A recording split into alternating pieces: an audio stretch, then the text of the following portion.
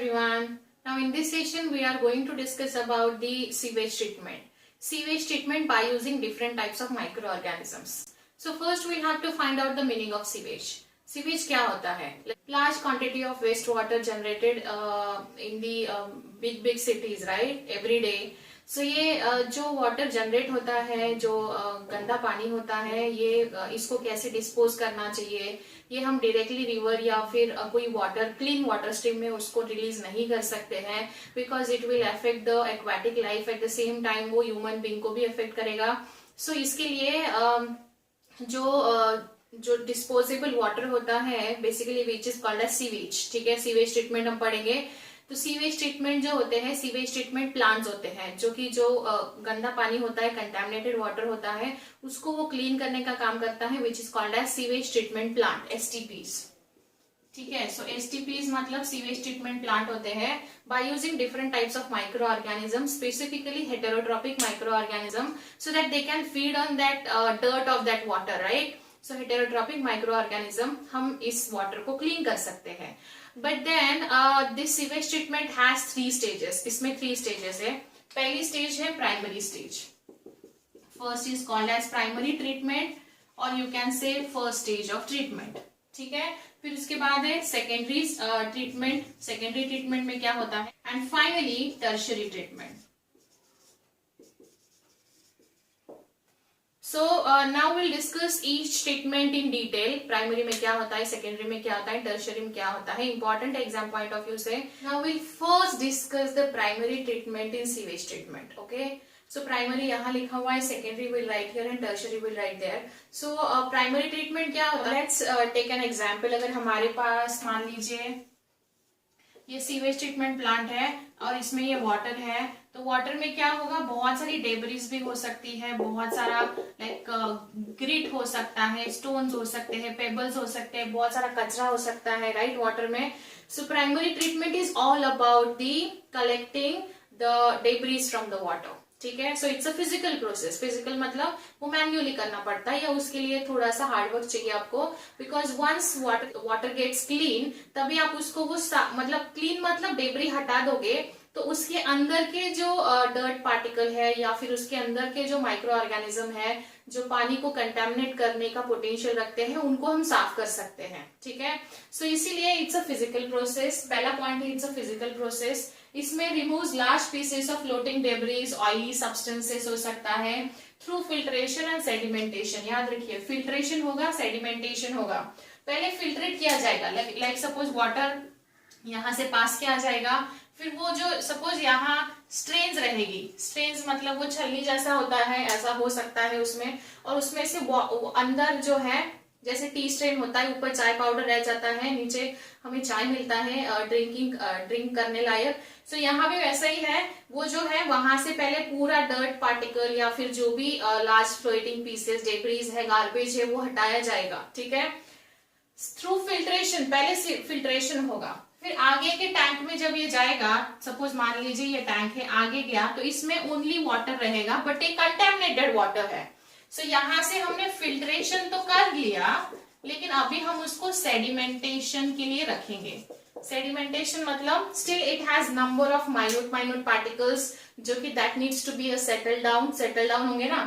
फिर क्या है, initially debris are remove through the sequential filtration. पहले फिल्ट्रेशन होगा, फिर उसके बाद देन द ग्रिट मतलब थोड़े से स्मॉल एंड थोड़ा सा सॉइल या फिर स्मॉल पेबल्स होते हैं, उनको निकाला जाएगा. Are remove by sedimentation all solid that settle. All solid, जो भी सॉलिड है वो सेटल डाउन होता है, उसको बोला जाता है प्राइमरी स्लज. यहाँ जो भी सॉलिड है वो यहाँ आके ऐसे सेटल होगा. दिस इज द सेटलमेंट, ये सेटल हो जाएगा. This is called as primary sludge. इसको क्या बोला जाएगा, primary sludge, because primary treatment का प्रोडक्ट है. ओके, फिर क्या होगा, effluent from this settling tank. ये जो है effluent from the settling tank is taken for the secondary treatment. ये हमारा प्राइमरी स्लज है, इसको हम सेकेंडरी ट्रीटमेंट में लेके जाएंगे. सो पहले हमने उसको साफ कर लिया. साफ मतलब पहले जो दिखने वाले जो भी डेब्रीज है निकाल लिया, एंड फिर उसके बाद हमने उसको आगे क्लीनिंग के लिए सेकेंडरी ट्रीटमेंट में भेजा. Now here will discuss the secondary sewage treatment. जैसे हमने यहाँ पढ़ा था, इसका इफ्लुएंट आगे सेटलिंग टैंक में लेके गया है as a primary sludge. Now उसी प्राइमरी स्लज को अभी एरिएशन टैंक में पास किया जाएगा। ठीक है, एरिएशन मतलब जहां बहुत ज्यादा एयर पंप इन करी जाएगी। वो एयर क्यों पंप इन करी जाएगी, देखो यहाँ सेकेंडरी ट्रीटमेंट को बायोलॉजिकल ट्रीटमेंट बोला जाता है, राइट। सेकेंडरी ट्रीटमेंट में बायोलॉजिकल ट्रीटमेंट क्यों बोला जाता है, बिकॉज इसमें हम बहुत सारे माइक्रो ऑर्गेनिजम्स यूज करने वाले हैं। As we have already taken out the number of debris, और हमारे पास इफ्लुएंट आ गया है अभी प्राइमरी स्लज के फॉर्म में। वो जो प्राइमरी स्लज है उसको अभी हम बहुत ज्यादा एयर पंप इन करेंगे, उसको एरिएशन टैंक में भेजा जाएगा। सो लार्ज एरिएशन टैंक में वो प्राइमरी इफ्लुएंट आपका पास किया जाएगा। वो प्राइमरी इफ्लुएंट को बहुत ज्यादा एयर पास करी जाएगी, so that the useful aerobic microorganisms would grow in that effluent, right? So constantly agitated मतलब मिक्स किया जाएगा, बहुत ज्यादा एयर उसमें पास करी जाएगी, बिकॉज ये air pump into it, and उसके वजह से क्या होगा, due to this it results into the growth of number of aerobic microorganisms. और माइक्रो ऑर्गेनिजम्स ग्रो होंगे तो वो बहुत ज्यादा ग्रो होते हैं and they will be into the flocs में ग्रो हो जाएंगे। ठीक है, फ्लॉक्स मतलब क्या होता है, it's a masses of bacteria जो कि फंगल फिलामेंट के साथ एसोसिएशन में रहते हैं। Masses of bacteria associated with fungal filament to form a mesh like structure form करेगा। सो ये जो माइक्रो ऑर्गेनिजम्स है, जो कि एरोबिक माइक्रो ऑर्गेनिजम्स है, जो एयर पास करने से ग्रो हुए हैं, and they have form the association with fungal members and they have form the mesh like structure, and because of this जो बीओडी होता है, बायोलॉजिकल ऑक्सीजन डिमांड जो होता है वो रिड्यूस होता है। आपको यहाँ याद रखना है, लेट्स टेक एन एग्जांपल। ये वाटर बॉडी है, this is a water body. अभी अगर इसका बीओडी बायोलॉजिकल ऑक्सीजन डिमांड अगर बढ़ा हुआ है, ठीक है, तो ये लेस पोल्यूटेड होगा कि मोर पोल्यूटेड होगा, व्हाट डू यू थिंक? बच्चे बहुत बार कंफ्यूजन क्रिएट करते हैं यहाँ। If this is a polluted water मतलब इसका डिमांड ज्यादा है, पोल्यूटेड है इसलिए तो एक्वाटिक लाइफ को ऑक्सीजन नहीं मिल रहा है, मतलब बीओडी ज्यादा मतलब वाटर पोल्यूटेड। ठीक है, तो यहाँ सिग्निफिकेंटली अगर बीओडी चेक किया होता तो यहाँ बीओडी ज्यादा होता। अभी वो सिग्निफिकेंटली यहाँ रिड्यूस हो चुका है, बिकॉज हमने वहां कुछ एरोबिक बैक्टीरियाज का ट्रीटमेंट देके उसका जो पोल्यूटेड नेचर था उसको हमने थोड़ा सा लेस पोल्यूटेड में कन्वर्ट किया है। ठीक है, तो if any water body is like थोड़ा सा क्लीन हो सकता है जहां बीओडी रिड्यूस होना चाहिए। ठीक है, now will discuss the tertiary treatment. Tertiary treatment में बीओडी रिड्यूस हो चुका है, बायोलॉजिकल ऑक्सीजन डिमांड, इसका डेफिनेशन आप मुझे बताओगे। Your homework is you have to tell me definition of biological oxygen demand. Now we already have seen the secondary treatment जिसमें हमने फ्लॉक्स डेवलप किए थे। अभी उन फ्लॉक्स को हम लोग सेटल डाउन होने देंगे बिकॉज बीओडी रिड्यूस हो चुका है। Once this flocs are settle down, वो जो सेटल डाउन हुए फ्लॉक्स है उसको हम एक्टिवेटेड स्लज बोलेंगे। ठीक है, इसको एक्टिवेटेड स्लज बोला जाएगा। दे आर फुल्ली एक्टिव और वो अभी इस वाटर को क्लीन करने के लिए रिस्पॉन्सिबल होंगे। फिर उसमें से हम क्या करेंगे, थोड़ा सा जो उसका एक्टिवेटेड स्लज का पार्ट इधर ऐड करेंगे सो दैट वो जल्दी से ग्रो हो एरोबिक बैक्टीरिया, और जो बचा हुआ पार्ट है उसका ही एक्टिवेटेड स्लज का अगर हमें वो नहीं चाहिए तो हम उसको कहाँ ऐड करेंगे, बिकॉज वो एरोबिक है, इट नीड्स ऑक्सीजन। अगर वो पानी के साथ ही रहेगा, उसमें ही रहेगा, तो वो ऑक्सीजन कंज्यूम करता रहेगा। इसलिए हमको एरोबिक जो बैक्टीरिया है या जो माइक्रो ऑर्गेनिज्म है उनको हमें खत्म करना पड़ेगा, बिकॉज उनका काम हो चुका है, they have clean the water. उसका जो मेजर पार्ट है उसको अनएरोबिक स्लज डाइजेस्टर में भेजा जाएगा।